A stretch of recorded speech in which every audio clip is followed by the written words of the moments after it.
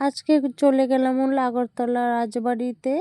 তো রাজবাড়ি তো যারা আগরতলা থাকে ওরা তো চেনেই, আর যারা যারা আগরতলার বাইরে থাকে তো তাদের জন্য এই ভিডিওটা করা হয়েছে। আর তোমরা কে কোথা থেকে আমার ভিডিও দেখছো কমেন্ট করে জানাবে। তো এই যে বাইরের দিকে দৃশ্যটা তোমাদের একটু দেখে দিলাম, এবার ভিতরে যাব। তো এই যে ভিতরে চলে আসলাম।